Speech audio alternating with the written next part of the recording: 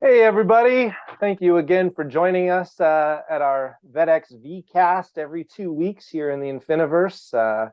Today it's in the campus, also airing in our store. If you know anybody that would love to know more about XR education, please always tell them to join us. There's always a deep link where they can jump in. And we have interesting conversations, a lot with our partners, a lot with our schools, other vendors in VR working on applications. And just some exciting people in the space, like Checkpoint Magazine, who writes about gaming and engagement, to Hoquiam School District, who is one of the first in the United States to head up a program to run esports and VR. Just amazing, amazing inventors and directors and partners. Today, however, I'm going to switch up a little bit. We here today are live with Marci, who also works at VEDX. But what we're going to do is she gets to put me on the spot. Usually I'm interviewing, but today she's going to put me on the spot to answer some of the questions about VEDX and about the VEDX classroom, what that means for educators, what it means for the future of education, personalized education, STEM engagement, DEI, many of the things that are out there swirling around as schools are exploring new options to engage with VR and to make the program work. So on that, no further ado, Marci Rosan, if you could go ahead and take over, and I'm on the spot. So today is the VEDX classroom. Let's hit it. I love this. Hello to everyone watching live right now. This is definitely exciting times to be able to talk about the VEDX classroom, the VEDX classroom pack. So let's get started. We're going to ask Jay some questions and walk away from this with a very clear understanding of what this is all about. I want to ask you, like I'm a high school or university teacher, Jay, and go through kind of what it means to have a VEDX classroom pack. So maybe we can kick it off with, why VEDX and why would a school choose VEDX to be for their VEDX, for their virtual education? Yeah, this is something that we address every day with our messaging. Because VR is so new for education and making a program work, what VEDX saw stands for Virtual Education Discovery and Exploration. What we saw was a chance to work with schools as their overall VR project manager. So we at VEDX have a development team. We produce our own apps and 3D objects, but we've also signed agreements with over 22 different XR education companies in the world, the ones that we see offering some of the best products available, things that we're not going to try to redo. But what we do is create a protected environment, and this is really important at the high school level. Protected environment where when the students turn on the headset, they don't see all of the store and purchase apps and some of the other confusing things, but what they do see is a kiosk of the solutions for that school. And in addition, that school has access to that same kiosk to push and pull material out as they see fit. So overall, the VEDX classroom is an accumulation of some of the best educational apps in XR for high school, and then also we have a university classroom pack. Thanks, Jay. Yeah, and that covered a lot of the benefits of VEDX Classroom. And I think security, knowing that teachers have security and they're in the VR environment is really important to some schools. I think in addition to that, to being able to manage the courses that they're offering in VR, can you talk a little bit more about the management of those courses? Like what does that look like? Sure. I mean, a lot of educators at VEDX, we like to say educators and learners rather than teachers and students. Still, sometimes you'll catch me falling back into the old paradigm. But as we move forward in a personalized learning situation, I do prefer educators and learners. Many of the educators are afraid that we're trying to replace the education of learners. But in the long run, this is a brand new way to engage, both from the learner perspective and the educator experience. So if you have a curriculum and you have used videos in the past and you've used games and different ways to engage your students, because all you're trying to do is get them to understand the material and to get them to remember the concepts of your course curriculum. So VR offers you a new way to engage them at 2 to 3 times the rate that they had with any other tool. In fact, their long-term memory goes up to upwards of 75% when they're inside of a VR app. So back to your question about security and educators being able to work within that background. Let me show you real quick. I'll show you what it looks like for the educator in the background. Hold on one second. That'd be great. And while you're pulling that up, Jay, I think it's good to know that this works with a lot of different headsets, right? Yeah. We're device agnostic. You know, the standalone headsets right now are the ones that you probably want to go with for your school. You know, you've got the Meta Quest 2, of course. You've got the Pico. 4 has just been released in Europe, but soon, hopefully, over here in the US. And you've got Vive Focus 3. These are the top contenders for technology to engage the students because they're not wired. You don't need another computer to run the headset like you used to have with VR, or a phone with a cardboard, which can be awkward. These are standalone headsets ready to go with this classroom. So what you can see here is what you would see with school branding behind it. So it does say VEDX Classroom, but for instance, some of our schools, as an example, Duffer High, it would have the Rangers program. For Hoquiam, it's got the Hoquiam holodeck branding.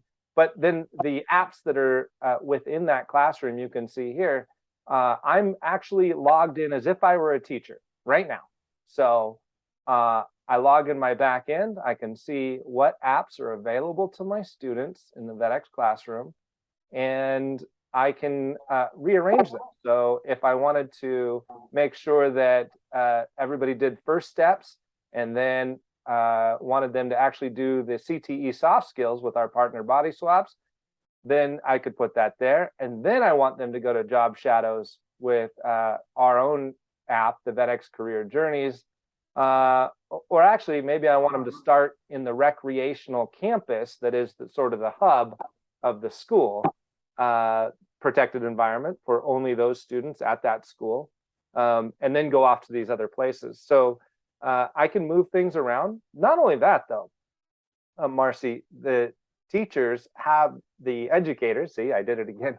The educators have the opportunity to load in their own content. So I can click over here, over on the VR content, and be able to see what content is here, the managed apps from VEDX, the external apps that are loaded, etc. But if I scroll down here, I can also see videos. Now, as an educator, I can simply add content from my own dashboard into the VR headsets. I can click, let's say I have a 360 video that I found on YouTube, and I was able to get the MP4 of it. I would just click video, I would select the MP4, I'd give it a title, and I'd give it a thumbnail screenshot. I click, it's a 360 video, and I simply create video. And then when I'm done with that, I push it to all the headsets by hitting sync. And that's it. And so the next time that student logs in, they're going to see that 360 video ready to play at the front of their configuration inside the headset.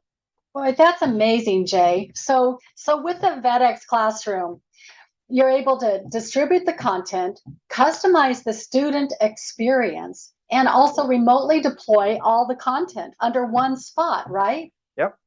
Yep. That's fabulous. That's fabulous. So what do I do? Let's say I've got 20 headsets. As a teacher, do they just go in a closet? I mean, how do we manage those? Man, you're giving me the easy lobs here, Marci. A lot of schools have called us up, high schools and universities, and said, "Hey, we had some COVID funding. We bought 30 headsets. We've played around, but we're just not sure how to properly use them in our classes." And that's where we come in with not only our device management and project management as your for your school, but we bring in that expertise to sort of get you all set up. So we'll take those 20 headsets, we'll get somebody virtually to help you load in the configuration and get them all set up. Now, sometimes they've got these headsets, but they don't have a technology person that's been familiar with VR, and it might be quite cumbersome.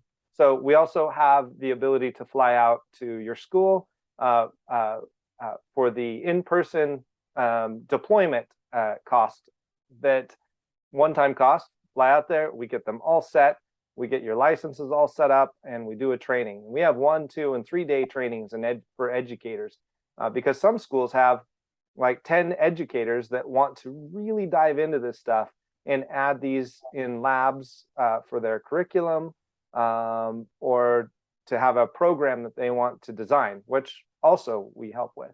Boy, I love that, Jay. So what you're telling me then is that the VEDX meets schools with where they are today. So whether it's having some headsets, they could even be outdated, or you want to train your teachers or your educators into the program, or you want to be able to develop and add new content, that VEDX is here to support you throughout that entire journey. So basically what you're telling me is this is a 360 turnaround to get educators involved in VR in the simplest, easiest way.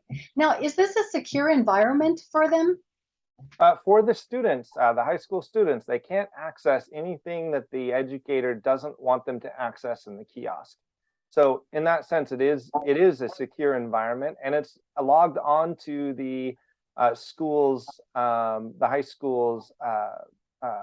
Wi-Fi. So they have a secure configuration usually with the school. Now at the university level, most universities have their students get their own headsets and then just get access to the very specific apps that the university is using.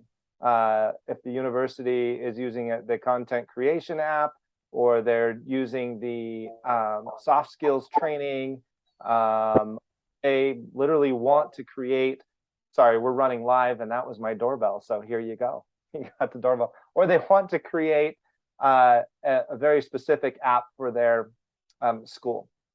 So to your question, security, really important at the high school level, more individualized at the university level. Okay.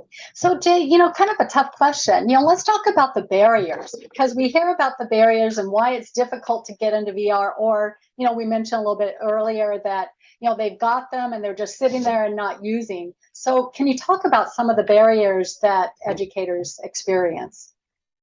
Yeah, sure. A lot of the barriers have to do with the, I'm going to go ahead and jump back over here so we have this screen showing. Device experience. A lot of the barriers have to do with what you talked about. Like, I've got these 20 headsets and I'm not sure what to do with them. For instance, we spoke with a university that their media director, for everything he did for the last year and a half, was research VR. And 3 of the 5 top VR apps he chose were already partners with us. And the other 2 we just reached out to and had a conversation. So as the project manager of the school and helping set up the VEDX classroom, we were able to source all of that and be their single point of support. Because what he's done for the last 15 months was working with all of these different folks around the world in different time zones, trying to get the right apps for the schools. So the biggest barrier, I think, is coming up with a strategic plan, and VEDX helps with that. The second biggest barrier is overcoming hardware challenges to make this something that can be scaled at a school level. And VEDX also helps with that through our managed environment. Boy, that's wonderful. That makes it really simple. Oh, And I have a third barrier, and it what is might it? be number one. I mean, I don't know. It's the challenges of knowledge. So this is so new, and everybody's trying different things. A lot of the educators haven't been in the VR headset. They might have tried a cardboard headset with an overheated phone 3 years ago, or saw a pixelated 360 video, or played a game and think that's what it's all about. It's interesting. A lot of the educators don't see how this fits their lab or their curriculum. And that's why it's important to know that there's a content creator with our partners, that we help you get the license and to create your own content. You can just do a lecture in VR and hit record while you're doing your lecture. And if you're comfortable, you can layer in 3D objects, no code needed. It is easy after you've been trained, but you can also ask us to make all of the objects appear and come into that space before it's loaded as accessible content. So again, meeting you where you're at. So back to the question, it's one of those top ones is really knowledge by educators. However, joining with VEDX and us being your school project manager, we also connect you with all the other educators in our network that are trying to do the same thing. So we are creating really not only a lot of VEDX classrooms in schools, but we're creating a co-op of educators through LinkedIn groups. They're connecting through our VR apps. They can connect in our VEDX space to meet. So it's a cooperative that's helping educators overcome the learning barrier of VR. Mm-hmm. That's wonderful. One other question, and it's kind of a hurdle for some schools, and that's cost and understanding the cost. And I'm the first to say that the cost in so many ways has come down from where it started. Oh, yeah. And it's quite exciting because I think there's, different perspectives that one can look at this to be able to get it implemented at every, at a high school level or university level. What does that look like? And what are some of those obstacles that institutions have met and found to be much simpler than what they are? Yeah, so if you're out there exploring on your own, you're going to come across a variety of platforms with a year-long licensing app. You put in the number of students you have, you receive your licenses, and you're sort of on your own to do your thing. And if you add up those, they can be expensive. But if you put them all together and have a really clear idea of how much it's going to cost per device with those apps on it through the VEDX classroom, and know that the flexibility at VEDX to run a multi-year licensing agreement, a lot of schools have a grant, but it's only this year. And so they want to know that this license doesn't expire for 3 years. And we can make those arrangements with our partners. In addition to our own apps, but a lot of the partner apps, it's really exciting. And when I was talking about the cooperative that you join here at VEDX, the other part of that is that our partner Victory XR and Engage, every time there's new public content, mind you, there's a new class, 2 to 3 new classes run each semester. Every time there's new content, you also get access to it. So it's this growing library of content from science to liberal arts, STEM classes, anatomy classes, and it's pretty remarkable because content will only grow from here. And the fact that you can join something that is consistently updated and you're not stuck with a frozen piece of software or a set of frozen lectures for your original license agreement has a lot of value for schools. So Jay, you mentioned STEM classes, and we know that VR technology is so powerful for STEM students, STEM subjects. Maybe you can give some examples of those, along with maybe, a few different examples from language learning and some other things of what educators can be helping their students. Sure, absolutely. And I want you to picture yourself reading Kill a Mockingbird again. I mean, I enjoyed it. Some people, reading isn't their top choice to learn. And if you went back and read Kill a Mockingbird, and then at the end of that chapter, you could go in and sit in the court case live and experience the dialogue, or you can, in a history course, you can go sit on the wall of the Alamo and experience the battle or the Battle of Drang and see it from the air. You start to really contextualize what that material means in your history course. Or vice versa, if we want to talk about more STEM, everybody had to dissect a frog. Usually the smell of formaldehyde was overwhelming, and the grossness of it was hard to get over if you've never cut into something. Now, if you do that in virtual reality, number one, it saves cost on the school side because they don't have to order all the frogs and formaldehyde and have all the licenses. But number two, the student can really focus in on that dissection. So there's a pre-recorded teacher walking you through the steps. As you do the steps, it goes to the next one. Again, thank you to our partner Victory XR on this. A great dissection modules, as you can see here, the anatomy dissection. Now, that's high school anatomy. But at the college level, we're partnered with 3D Organon, who has an amazing way to take all the body parts out of a human, place them on the side, run a live course, and experience it both in a live section course or to experiment on your own. So that covers anatomy. If we want to think about real engineering and STEM, imagine being able to take apart a small diesel engine and see all the parts and put them back together. Those are things that can happen inside of the virtual reality content creator. And you mentioned language. We all know what it's like to sit in a course and each of us pretend to be somebody and the other person pretend to be the other person, try to learn a language, and we're nervous and we're trying to act at the same time. But if you can practice conversation that you've learned, because it gets inserted, it's not meant to be standalone, but if you can practice conversation in virtual reality and get those phrases down, it's exciting because you have a choice of phrases, how to answer, and that's with our partner ImmerseMe. So each of these partners fill a piece of our classroom. The couple pieces that we're working on filling, number one is a job shadows. So they tell you in high school you can be anything you want to be, but what is it and what do they do and how much do they get paid and do I really need a full college degree? Well, hopefully you can do our career journeys and job shadows app and get a little bit more knowledge there.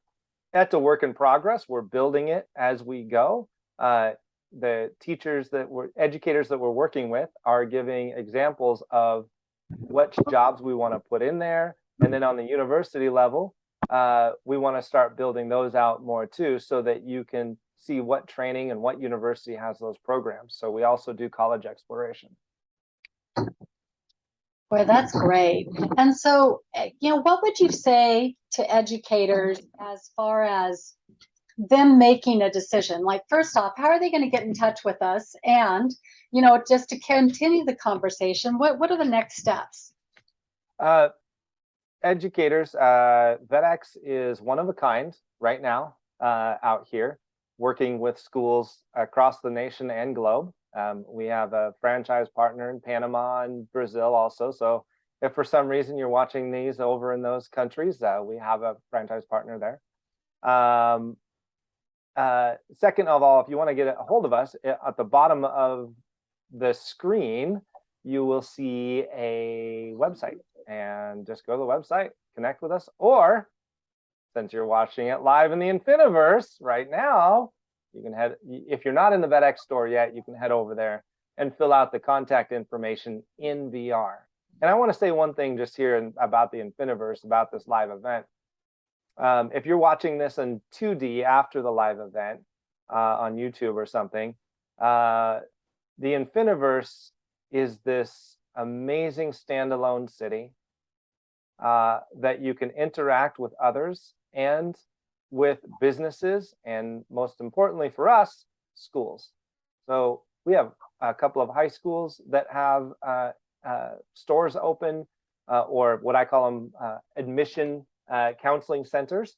And we also have universities that have recruiting centers open there so that university staff can meet students live in the Infiniverse. And we're building the education district there.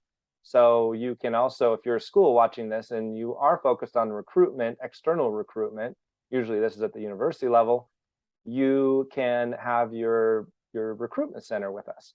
So that's how you get a hold of us. That's great. Thank you, Jay. Did we miss any questions or anything that we need to answer? I don't know. I just feel like you were really easy on me. I know. I'm going to work on this. Throw some hard balls, like things like, why do we need VEDX? Okay, well, why do we need VEDX? It's sort of like building a car, right? I can go up to the auto parts service and I can pick out all of the things I need to build a car. Is that car going to run as functional as if I bought it from a dealership? No, probably not. Well, maybe, but there's a lot of time involved, a lot of expertise, and time is the most valuable thing in the world.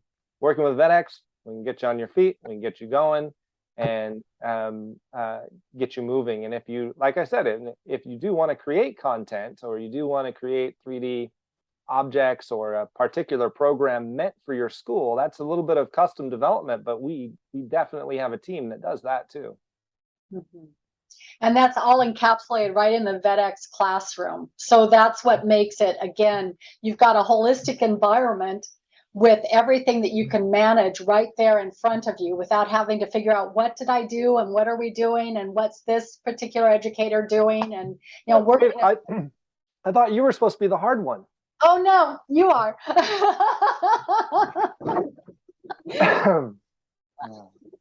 It's all pretty exciting, and I think that our customers speak for themselves. Our educators speak for themselves about how happy and content they are that they have chosen VEDX as their solution for their university. Jay, can you give just one more thing? Can you just give an example of just a recent a school who's using VEDX and what they're doing that might be cutting edge? Well, my favorite, sorry for all the other educators out here right now, but I only say it's my favorite because it seems to be the most innovative push by one of the most innovative leaders in this space, up at Hoquiam High School, a district that is on the west coast of Washington State. The director, Chris Nitti, is leading this forward. He's done two things. Before he even got a hold of VEDX, he was exploring VR. And he had headsets he was trying out, and the year previous he had developed his own esports team and gotten so many people involved at the high school level. And his next vision was this. Okay, virtual reality, I see where it's going. I know that this is not going away. This is going to be integrated into classrooms. If you look at the knowledge retention and ability to produce, push, and pull content with the classroom. He goes, but what about the students that want to have a career in this? And so not only is he deploying VR, but he's turning it over to the students to help him build a 4-year course in VR development. So hopefully 4 years from today, we can take on our first Hoquiam intern, and they're ready to do some development in C# and Blender, because he's working both from an art perspective, 3D art perspective, and from a computer programming perspective, which is what all virtual reality teams need, are those two occupations, and they're in short supply. I will tell you this. So his curriculum and his drive to do this excites me. because I want to be able to say at the end of all of this that Chris helped drive a lot of what is taking place in the high school VR space across the nation and globe. Completely. And we'd love to network you with everyone listening live right now. We have a world-class list of partners of who VEDX is comprised of, and when we talk about like Chris Nitty at Hoquiam and what he's doing is definitely on the world-class level, that he'll be helping us grow and you grow in whatever it is that you're doing. And we welcome all of you watching to come and do the same thing too, because you're able to come and create and actually take your ideas to the globe, to everyone around the world. And I think it's a really exciting time, because now you're the solution, and VEDX offers that opportunity for you to be the solution. And it's growing fast. It is not going away. And as more and more schools adopt this, we're seeing more ideas and new concepts coming up that are being created. Yeah, exactly. One last thing I just wanted to say too on that, Marci, is that this is a bottom-up approach. And some teachers are like, well, so explain simply what you're doing. And if you think of a Google Classroom Chromebook or an Apple Classroom on their pads, the VEDX Classroom is just that. It is a curation of learning apps that allows teachers to push and pull, but also a development team behind it and a network of other educators. And I think that's where it's different from the Google and Apple space.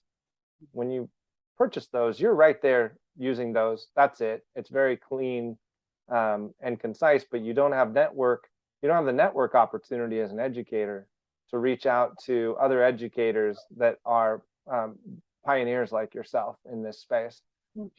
And I think there's a lot of value in that. So it's also about joining our network, our cooperative of people that are bringing virtual reality to education. I mean, this will revolutionize learners and educators, and what everything looks like in 5 years. They'll look back to these moments. Well, and Jay, you bring up a really good point. What is the difference between, closed and open? You mentioned Apple and Google, and their systems. What happens if I want to be able to bring on, one of these apps like what VEDX has? How does that look on their systems? Well, I think that the entire space needs to be horizontal as we go forward. You're welcome to bring on any app that you would like into your classroom here, and we help you do that. Like, we're not closing it down to simply what we offer. We're just asking you as a school to work with us as your project manager to bring that in with you. So it is horizontal. I think the other piece of this to remember is, even if you develop your own APK, which Chris will eventually be doing, and want to push it up into your own classroom, then you can do that too and load it right here. I'm excited for that day. I hope it doesn't get closed down too much, because it's nice to have this open horizontal network. Now, one thing we didn't mention, and this gets asked a lot, is avatars, right? So avatars, every single app has avatars, and some are similar and some you have to remake, etc. I envision, just to go along with your question, Marci, a space where those avatars remain consistent. And I hope for every app developer listening, and my little plug here for Ready Player Me, we start really making that accessible. So think about doing that with your app, Ready Player Me, putting it in, because then as a student or a learner can have their avatar remain consistent throughout the apps. I mean, that's, to me, that's the place we're going. That's amazing. Jay, you have a vision about where VEDX is going, and one of the things that you would love to see, and that's about libraries. Can you speak to that? Because I think I love this story. Okay, so we just went from what VEDX is Yes. to where I want to see VR in the future. I don't want books to go away. I have like 5,000 books sitting here behind me, if you could see inside of my room. But I want libraries in high school to transform. I want books, history books, to have a QR code at the end of their chapter, and scan the QR code, and it opens up your headset, and you experience something from that chapter in there. I want that in every textbook. They should be tech books. And we are in talks with different publishers. So I just want to say, if you're a publisher out there and you're watching this, please be in contact. I want to see the birth of the tech book, and I want to see high school libraries transformed by tech books. A high school student goes in there, checks out a book. The VR headsets are right there, as just like laptops were in the 90s or early 2000s. And so you got your book and your headset, and you're ready to have a full immersive experience, both visual with the book, and then fully immersive with the headset. That's my vision. Yeah, it's a beautiful vision, and all contained within the VEDX classroom. So again, it's easy access, super great to be able to enter, to manage, and to be able to add new content all the way around, right? Yep. And we provide all the training from start to finish, and remembering that we meet you where you're at. So everyone that's listening right now, wherever you are at your university or institution, we can come in and help you with your solution to grow and broaden your horizons in VR. All right. Well, I think we're just about out of time for our event today. But Marci, thanks for putting me on the other side. I'm usually the one asking the questions of all of our partners at these VCasts every 2 weeks in the Infiniverse. But yeah, that pretty much wraps it up. I hope to see anybody watching this live come talk to us about adding something over in the education district. Two, if you're outside of VR watching this on YouTube or what have you, there's a link in the description. If you click on that link and you have a MetaQuest 2 headset, you can jump right in. I hope to see this in multi-device accessibility after this year, but right now it's just MetaQuest 2 for the Infiniverse. But get in now, get in early, get everything set up, and wait for that multi-device accessibility. So thank you for the time today, Marci. Absolutely. Thank you, Jay. This has been fun. Next time I'm going to put you in a much hotter seat. I like the hot seats. All right. Nice to see everyone, too. Take care. Bye, everybody. Thank you.